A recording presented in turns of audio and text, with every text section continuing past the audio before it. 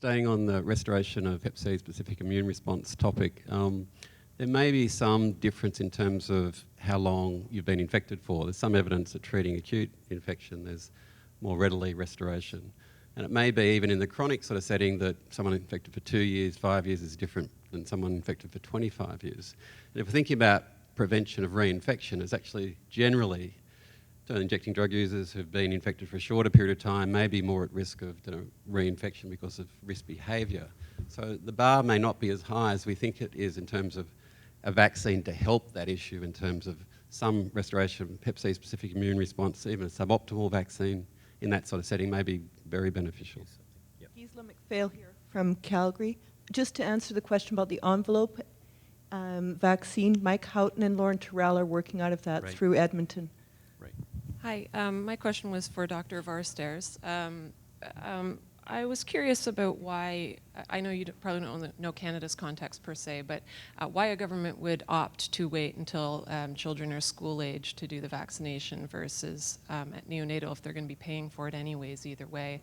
And what kinds of arguments would you guys, as sort of more academic types, and me as, while not a barmaid, a less academic type, what kind of argument would you use to influence government? So in Canada you have, at which age you start vaccination? Some provinces do it at birth, and some provinces wait until the children are school-aged. Yeah, I think if you wait until school age, even if you wait 7 days after birth, you lose a lot of opportunity to prevent infection. I think, or you do a very efficient screening of all the pregnant women, also the hard to risk, those that don't come to the hospital or have a gynecologist, or you have a birth dose. And I think that's the strategy that is now being proposed to follow if you really want to have an impact. So waiting until school age, I think it's not a good idea. So what is driving some governments to wait? What is the mechanism that drives them to postpone to school age? Do you know? I think the big argument is also our epidemiology does not force us to do so. And I think in a lot of countries like Switzerland, we still have a number of European countries where they also start only at school age. And if you don't have a lot of perinatal transmission, then that's fine, because if it's mainly at sexual debut that they get infected or with drug use, you're in time. But if your epidemiology changes, like we see now with all the foreigners coming to Europe, then you have a problem. And I think like the Italians, they really started in 1994, 22 years ago with the program, and they now benefit from it because every person in Italy, regardless if he is a drug user or risk group, is protected by the program. Mm-hmm. Is it also that it may not be the same cost because you have to boost them later anyway? So it's not the same cost. If you wait till school age, then you don't have to, you eliminate the boost. They have to, so it's double the cost. Yeah, I mean, I guess in the interest of having academia and sort of community-based advocate groups being able to tag team towards progress, it would be great to hear some of those more distinct arguments for talking governments into getting neonatal vaccination for Hep B across the country, and globally too. And just to be sure, there's no need for boosting. So if you have three doses at birth, up to now, there's no proof that you need to boost. We just do that for fun in America. But if I can add, that is actually the argument that the Canadian government uses for not vaccinating at birth, is that the original, they were concerned about waning immunity if they did neonatal vaccination, with the argument that most transmission in Canada happens at sexual debut or through drug use later, so that was the concern. I think now that there are pretty solid data that even if antibody titers wane, as you mentioned, the probability of infection is still extremely low. That argument really can't be made anymore, and the advocacy needs to happen to change the government to change their policy, because it's not a good one. What you see now, even if the antibodies are absent and you revaccinate, you boost, you see an amniotic response. So there's still clearly immune memory present. And I think the next step could also be like for hepatitis C, maybe if we wait even longer, people could get infected, but they will not develop chronic hepatitis B. So in that case also there's no reason to, if there's no disease or no chronic disease after infection, if you had your vaccinations at birth, I think we're still safe. Agreed. Alex, you did make the comment, which I thought was pretty brave, that in 25 years there's been no cases of infection in the hepatitis B vaccinated community. No, in vaccine responders. Vaccine responders. There's a lot of data actually to argue against that. So we've got the Gambian study in Africa showing that the vaccine has failed in 30% of adolescents with genotype E HBV.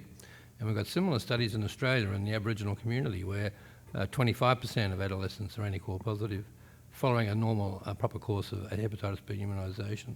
So there are certain subgroups within the vaccinee world where the vaccine is under scrutiny for its efficacy, and it's not perfect because these data are referring to people that have been tested afterwards. The Welcome study was very thorough and showed complete, they got the course, proper timing, and they seroconverted. Okay. So it's been several reports have appeared now, and it does require a little bit of a re-evaluation of the strategy of the existing component of the vaccine being serotype ADW2, genotype A2 versus what the genotype E in Africa is AYW3, and a very different serotype. Alex, on the note of the vaccination, it's already not good that we have to discuss perinatally or the age of 12. Even worse is that I think, particularly in the northwest corner of Europe, there's still some countries that have the risk-based approach for vaccination. And is that, with the current influx of immigrants, are they reconsidering their approach? Because like in Holland, we were able to change that and say, well, you're not living on an island here. And so what are these countries doing currently? I know Sweden is also definitely considering to introduce universal vaccination, and other countries are discussing to change their policy. Yeah. Kim, can I follow up? Thanks for the discussion of the challenge of the vaccine. I guess one of the questions I have for you is what happens after this trial? Let's say this trial is effective and you show that your vaccine has a 60% effectiveness, which is, since really the primary endpoint was safety and immunogenicity, not so much protection. Is it enough to license a vaccine? Probably not. And if not, how do you do a large enough trial, and can you do a large enough trial to get it to that stage? Actually, efficacy is a primary endpoint of this trial, so that'll be good. But no, it's probably not going to be enough, and we'll have to do another phase 3 trial with a larger population and more of that. So there is a whole group of people, some sitting in this room, who formed this consortium of people who work with and study hepatitis C, incident in hepatitis C in very high-risk populations. And I think then we would also expand it to other, maybe non-injecting, but high-risk populations as well. And then there will be obviously need for pangenotypic. The Achilles heel of this vaccine, maybe it's is the type 1B and the cross-reactivity. There's so much we don't know. There's probably 10 studies that we could design today in about half an hour to continue to test a vaccine. So it won't be the end. I'm sorry, I'm still struggling with your whole vaccination concept. I have heard so many lectures on this over the years. There was zero progress, and I'm not convinced that you have shown any progress now. I think what you showed us is there are two factors which account for spontaneous clearance. One is young females, the other one is IL-28. Now, young females have high estrogen levels. This has been shown throughout medicine that estrogens are immune stimulants. That's why they have increased risk for autoimmune diseases. And IL-28 is usually silence interference response, except you have a reason to have an interferon response, whereas the TT genotype, for example, is continuously stimulating and cannot be further stimulated. Now, these are all effects which cannot be approached by any vaccine. So I think I'm not convinced that you have shown me any evidence that there is a natural occurring system which protects you against the virus. Sorry for being negative, for this negative statement. Yeah. And I think Chris could answer that, also could address that too, but this T-cell response is definitely critical. It's essential. And so the idea of stimulating this immune response, I think, is reasonable and shows biologic plausibility. But just like other vaccines, we really don't know. There are so many questions about what are the immune correlates of protection. So we can't change people's sex. We actually don't even know the mechanisms and whether it is estrogen. There could be other ones, but we know that sex can't change. In this trial, we're actually stratifying our participants. They're randomized, block randomized, based on IL-28 or lambda interferon 4 and sex, so we have that to control for this. But there's a lot of questions, and nobody knew how polio vaccine worked either. So, no, when they developed it, it's a fascinating story. So, you know, we have to gotta keep. It was an animal. I know. I hear all of that all the time. You know, I'm of the position, like has been shown, that we can't eradicate the virus unless we address this in the populations at highest risk. And I don't think that we'll be able to treat our way out of this or model our way out of this. So I hope that we can continue to test both vaccine approaches to prevention as well as many other approaches to prevention that we know work. For instance, getting people into opiate substitution therapy reduces Hep C incidence by 60%. If I could put that in my vaccine, I think they'd be manufacturing it tomorrow. I would say that, that there are two very different approaches to vaccination, one based on envelope glycoproteins, one based on non-structural proteins. Really reflects uncertainty in the field about what is required for protection. I agree with Kim. I think the data on the T-cell side are stronger, but we really can't rule out a role for antibodies. And ideally, these two approaches would merge somehow so that you had a combined prime boost type approach, something like that.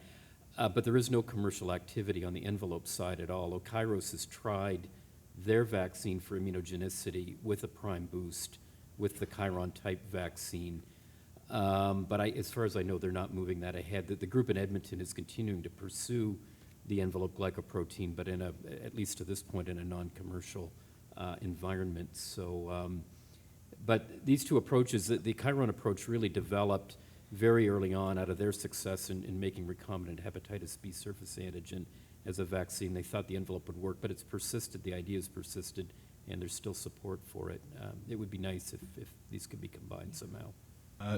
On two concepts that were, or two pieces that were raised here that I really appreciate. One, of course, the conversations around injection drug users, which we just don't have often enough to support these populations. So thank you for addressing that. And we do see it more with Hep C.